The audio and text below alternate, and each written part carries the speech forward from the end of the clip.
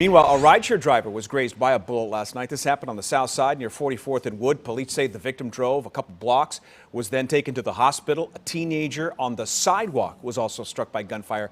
No word on a potential motive.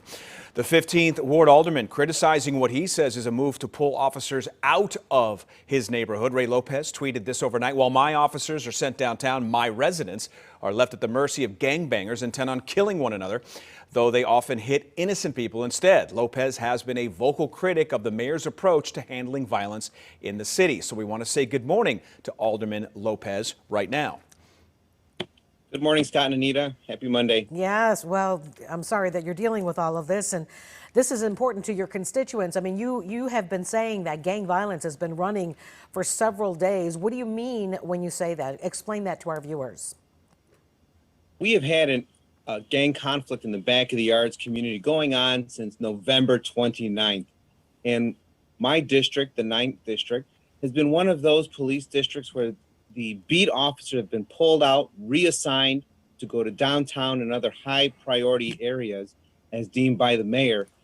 And we've seen that policy fail us this weekend, where you had both Millennium Park under siege, CTA officers attacked, as well as the gangs knowing that it's a free-for-all for them and shooting at random someone 4 blocks away, unloading 37 rounds on the street and continuing to chase individuals onto Ashland where this rideshare driver was struck.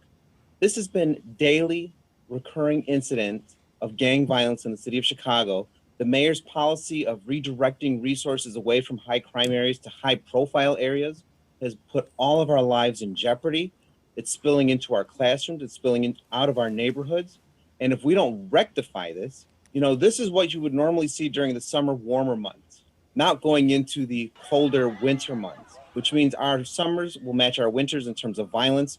And we'll continue to see our neighborhoods under siege by gangbangers who know that they can quite literally get away with murder because there's no one around to answer a 911 call. Well, and I'll take it to the next level, Alderman, and we've had this conversation, unfortunately, one too many times in recent years. We heard from the head of the CTA union, and he said these teens are so brazen because they fear nothing, that there are no consequences, even if they get caught.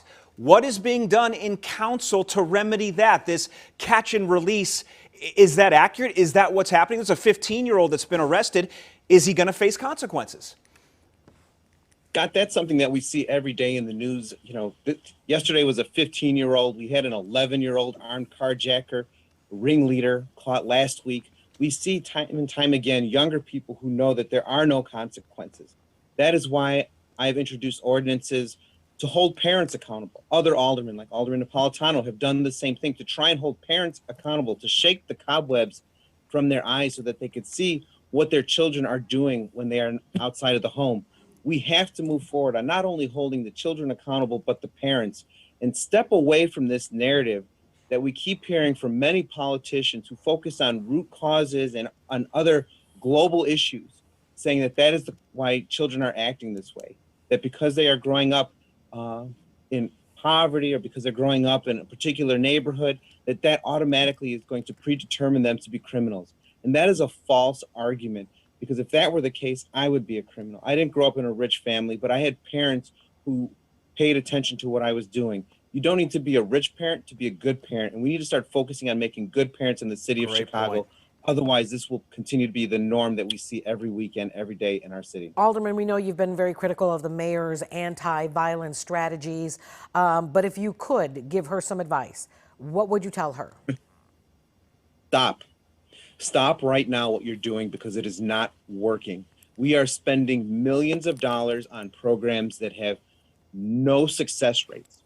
Look around the city of Chicago. Our anti-violence measures are failing. We need to stop, readjust, and focus on what we know what will work, which is strengthening families and ensuring that we have true ways to break the generational cycles of violence in our neighborhoods. Throwing millions out the window just to grab a headline is not only financially irresponsible, it is dangerous because it gives people a false hope that we're actually doing something when we know we are not.